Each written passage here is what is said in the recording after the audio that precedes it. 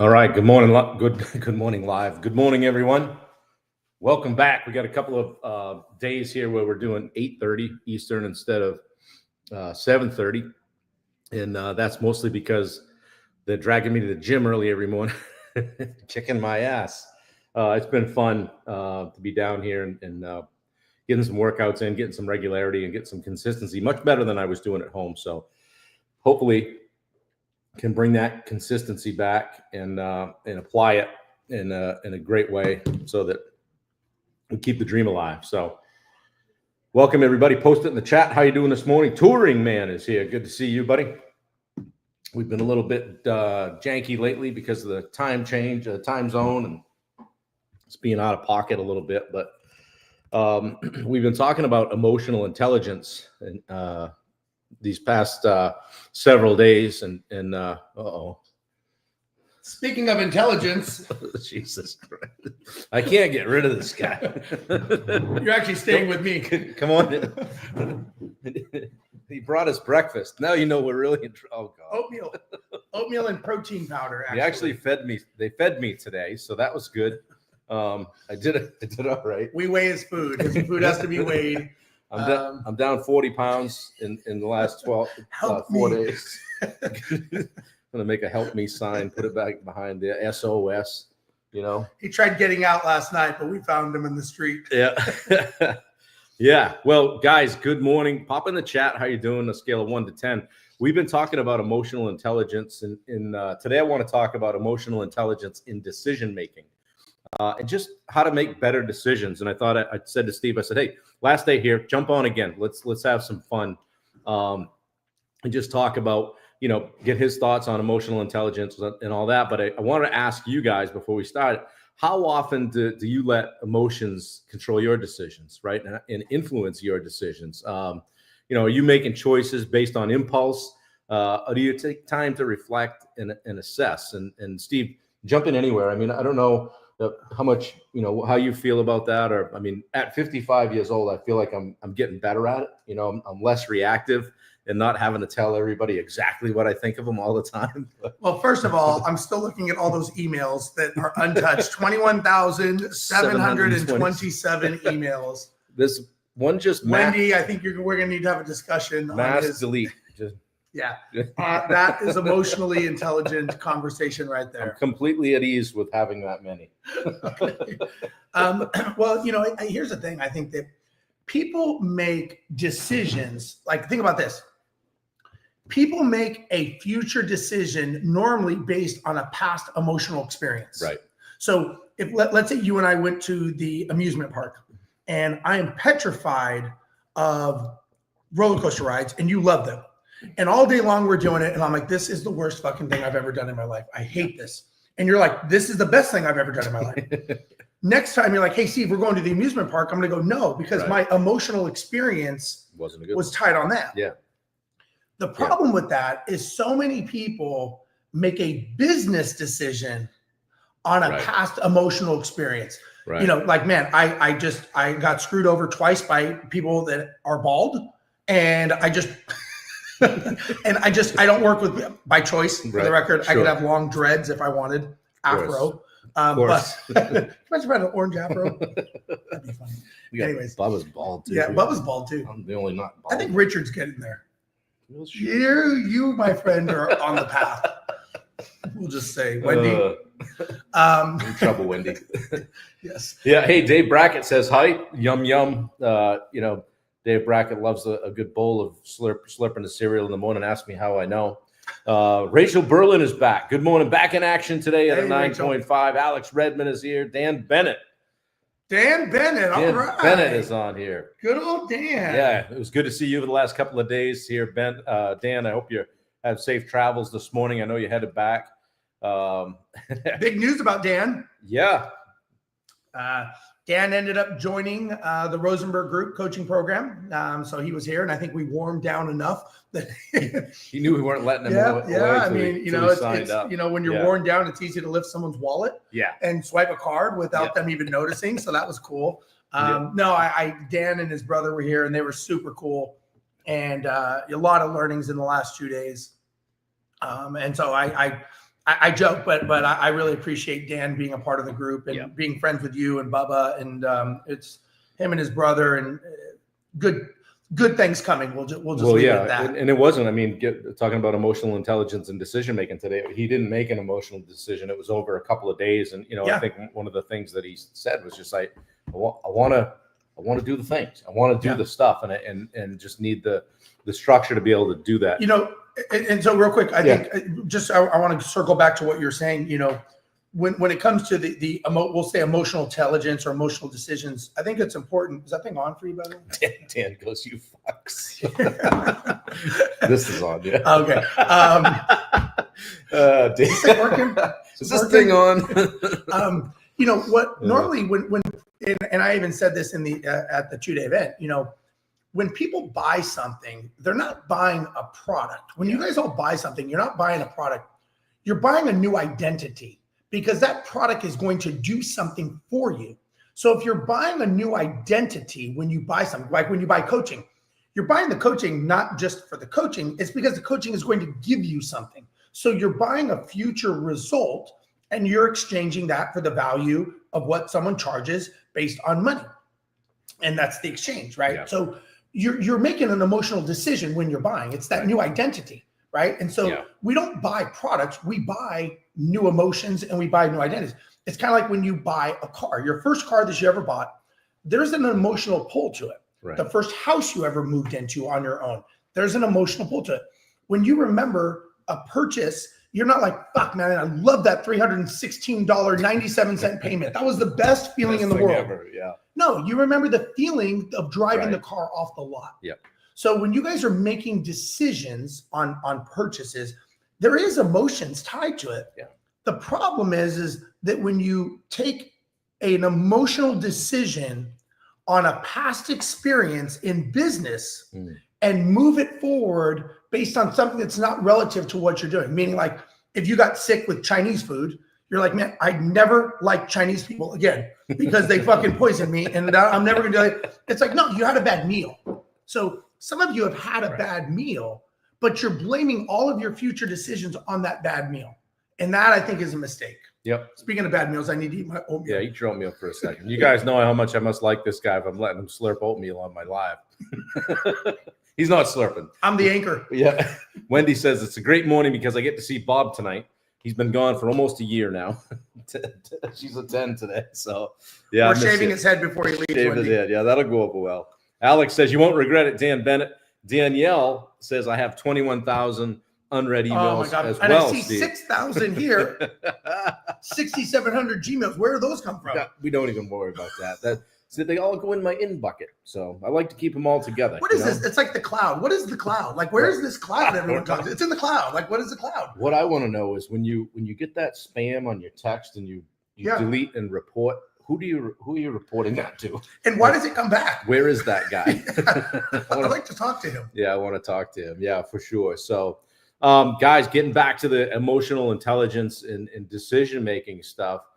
There's a quote here. You don't make decisions because you feel something. You feel something because you made a decision. So it's kind of a great way to look at it. Whether it's a buying decision or a decision to take care of your stuff. And, we were headed back in the car today. And I'm like, damn, that's a rough get up at 3:45. And I said, but you know what? No one, no matter how the rest of the day goes, no one can take that away from us today. Right. And it's in the bank. So, but just, I guess I just continue to urge you guys to pay attention to your level of emotional intelligence and actually be aware of it. And it was something that I never really dialed into until just the last several years. It allows you to just being aware of your emotional state, just going to allow you to remain calm, right?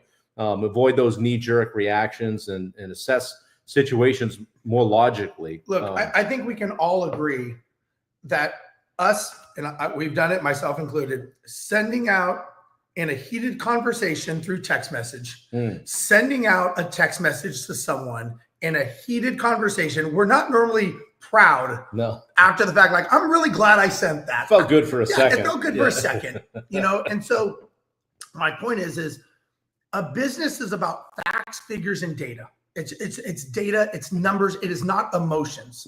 Yeah. The problem is we put emotions into our business. Right. You should never make an emotional decision in a business setting. Right. It's never going to work because you're mixing two different ideologies. Business is data, it's numbers, it's metrics. I could say, I don't like Bob, but I should fire Bob because I don't like him. My answer would be, is he hitting his metrics? Right. Is there a culture problem? I don't like him because we went to school together and he pushed me in the mud when I was younger, which I doubt he would, but let's just say he would. I doubt it. No way. I'd never let him do that. Anyways, the point is we can't let a business be infiltrated with emotions. Right. You just can't do it. That is a recipe to fail. Yeah. And I've seen many people do it. It's kind of like when family members bring in family members. It could be good. Normally it doesn't work out right. That's just normal because they let emotions. Like when I coach people, especially if they're friends and they come together, and I'm like, we need to have an alignment meeting. Yeah. And they're like, what's that? I'm like, well, first thing we need to do is, what is your role? What is your responsibility? What is your role? What is your responsibility? What is your disc profile? What are your KPIs? What are your KPIs? Then I go deeper. Okay, what is your expected time to work in the business? How many hours a week? Right. You may go, I'm doing this about 2 hours a week. And I'm going to go, fuck, I thought you were full-time. Like what? Like, no, I'm not full-time. Right. Then what is your time frame to exit? What is my time frame to exit? So I call it setting the table in the alignment. Who's going to put capital infusion into the business if we have a cash call? Right.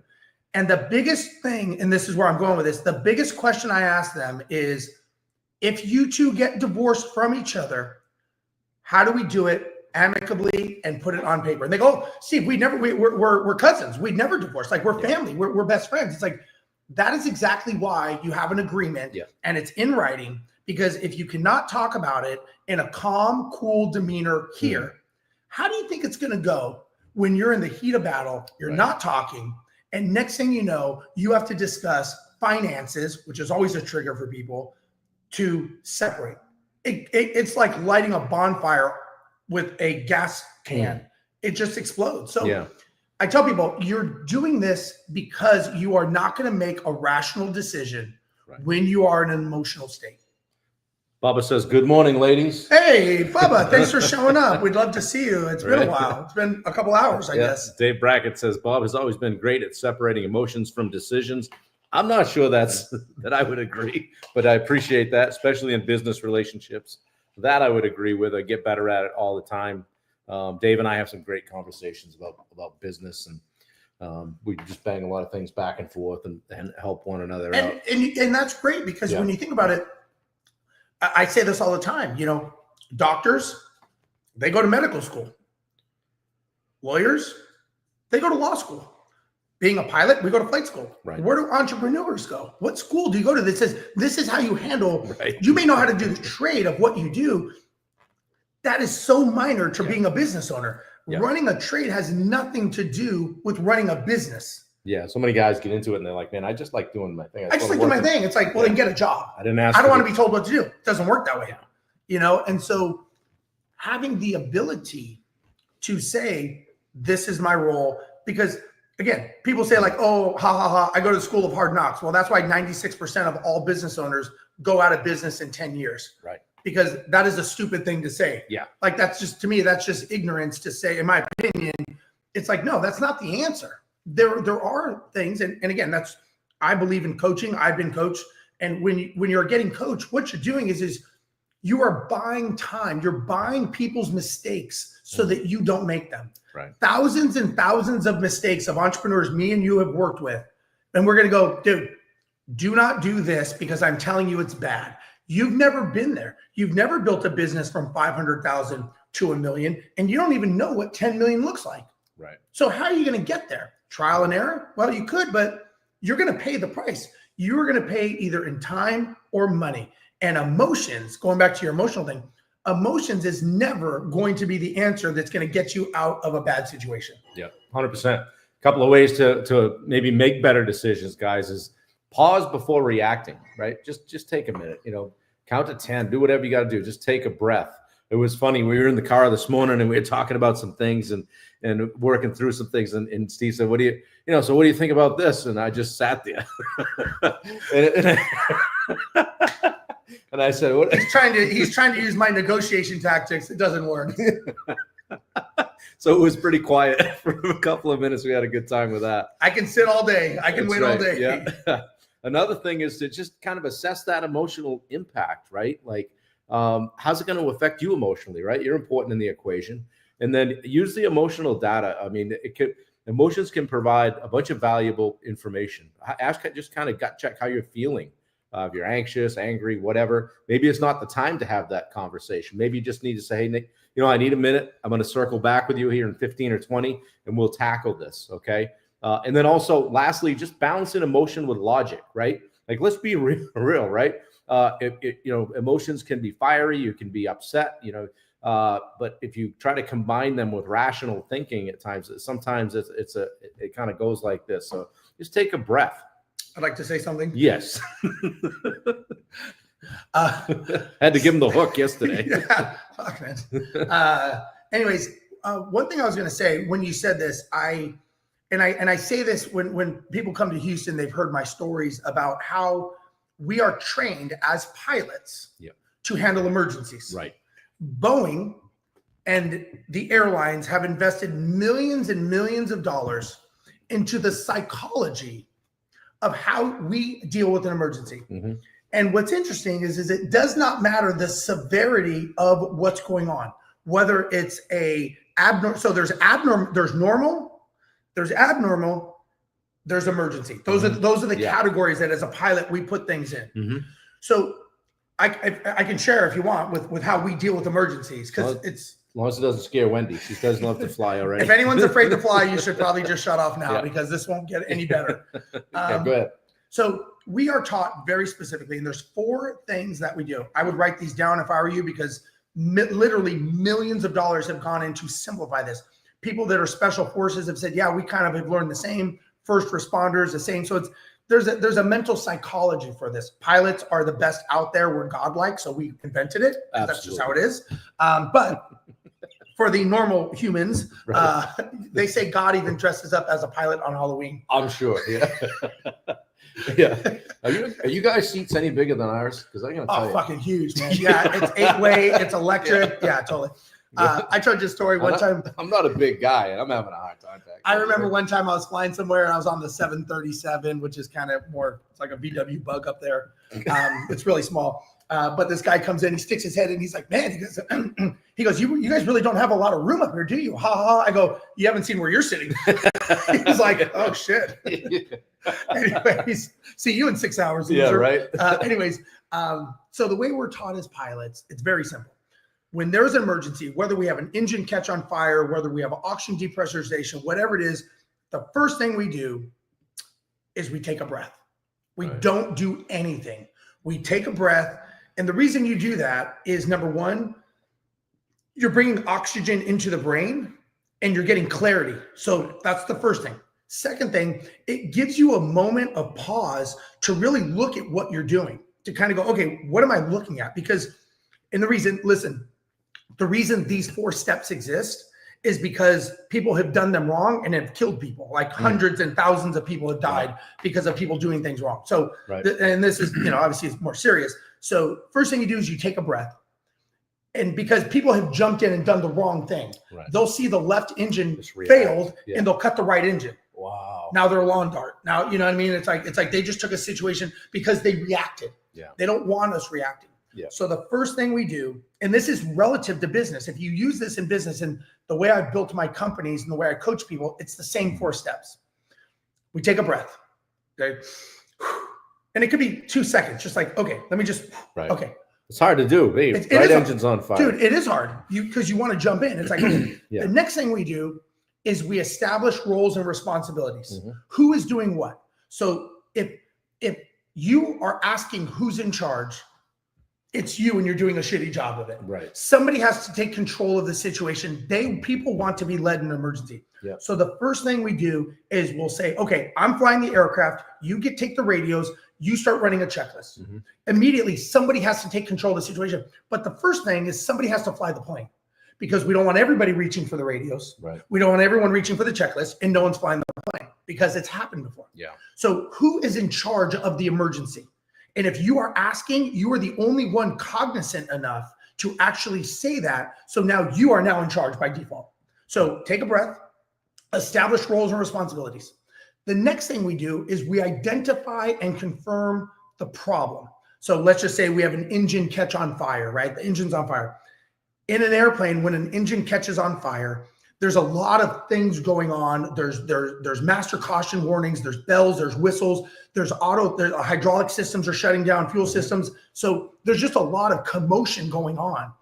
And we have like it's kind of like a TV monitor. It's called an ICAS screen, and it'll start showing all the things that are happening. Like it's saying, okay, it's like automatically, it'll shut this down, this down, this down. We're like, okay, so we're trying to figure out what is actually the problem. And the way Boeing has done it is it's a hierarchy. The thing at the top is the problem. Everything below that is the derivative of the problem. Right.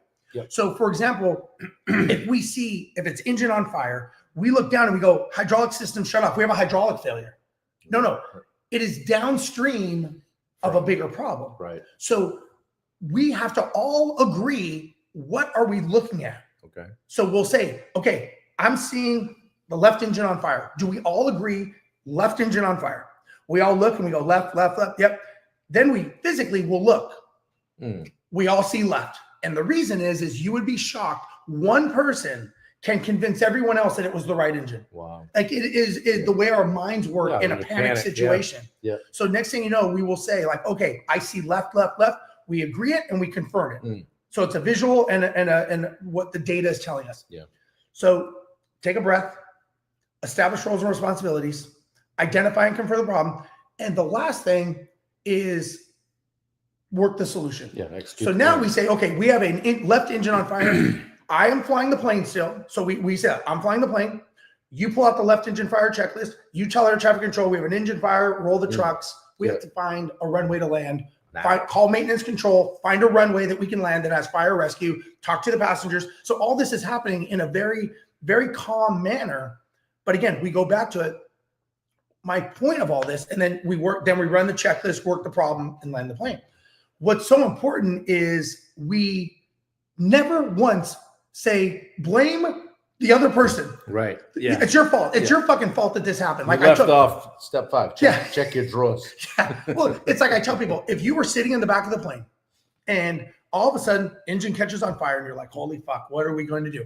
And the door flies open and the two pilots are arguing at who's at fault, who's responsible. Like, dude, I told you to check in. You're like, don't yell at me. I had to drop the kids off. I told you I was going to be late. You're always doing this. So and finally one guy gets up, says, I need 10 minutes to relax. I'm going to be in the back of the plane. No one talk to me because I need a drink. I need to decompress. I need some me time. And you watch this pilot walking back and you're like, what the fuck is going on here? The engine's on fire. But how many times does that happen in people's businesses? Yeah. This is what happens in an emergency in not your business, but in people's businesses. You can have the discussion when we are on the ground, the emergency is over, and we can have that discussion then. That is not the time. You've got to work the solution to the problem. That's my point is there's no emotions when it comes to it. And with that being said, I would ask the people watching here, do you have an emergency checklist? You're all going to have an engine fire in your business if you haven't already had something go wrong, whether it's cyber theft, someone dying on the job, someone falling off a roof, getting electrocuted, drunk driver crashing one of your vehicles, stealing your tools. All things that happen. But do you have a checklist to prepare for it? The difference with professional pilots and professional entrepreneurs and what I coach people on is we practice and prepare for it. Most people just hope and pray it never happens.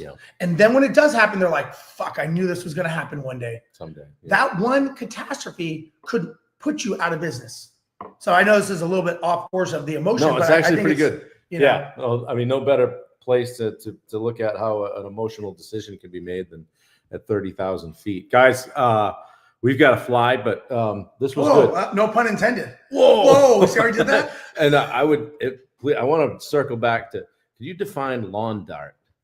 Yeah, lawn dart is Don't become a lawn dart, okay? a lawn dart is when a plane is flying with no engines and it is going into the ground. We just say it takes you to the crash site quicker. Right. Yes, But that is what we call a lawn dart. It's basically, I mean, you've seen lawn darts that you throw. Those things. When you're a kid. Yeah. Exactly. All right, guys. I appreciate it. Check in on how you're doing with your emotional intelligence today as it relates to making decisions. Hopefully. Oh, the DSA.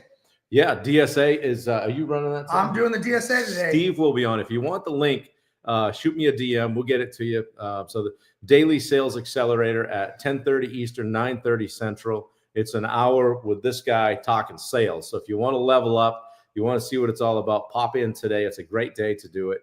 And I'll be heading back a little bit later today. So Wendy, I miss you, and I'll be coming home, and I'm looking forward to it. So it's been a great trip. It's been an amazing trip. It's been a very good time. We've had a lot of fun, and we got him bar mitzvahed. He's good. Yeah. So everything's happening. Yeah, it's all happening.